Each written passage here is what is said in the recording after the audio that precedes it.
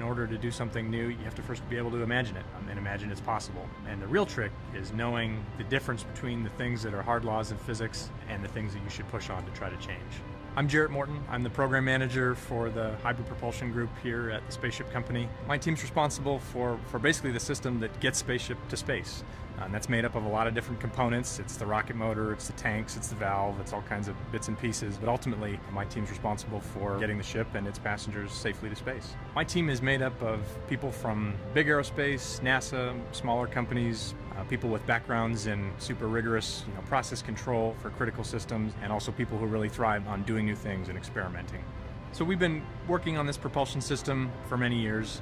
We've worked with a lot of different teams and even worked on rocket motors with different fuel types. And in the end, we've brought more and more of the hybrid propulsion manufacturing, design, and testing in-house to the Spaceship Company.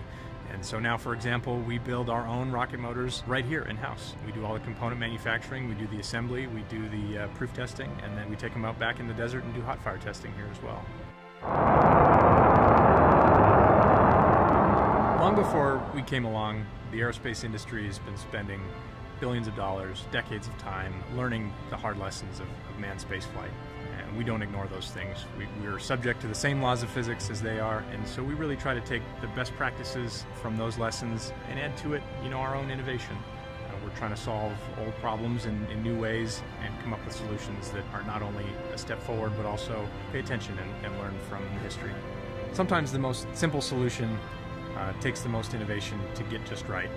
And what makes a hybrid propulsion system simple and more reliable is that basically you're separating your fuel and your oxidizer from each other in a safe state, and you're only mixing them together to create combustion at the last minute, just when you need it to create thrust, and before that you're keeping them separate. And the other nice thing is you can shut it down at any point in the burn, and you can glide Spaceship back home from any point in its trajectory. And of course, where you have simplicity, you have additional safety, and that's important for our end product. While our Spaceship is finishing construction, we're taking the opportunity to do a few last-minute improvements on our propulsion system, and that's an exciting time to be in. We've made game-changing progress on a simple and elegant solution to power Spaceship 2 and to get our customers and hopefully one day our friends and families to space.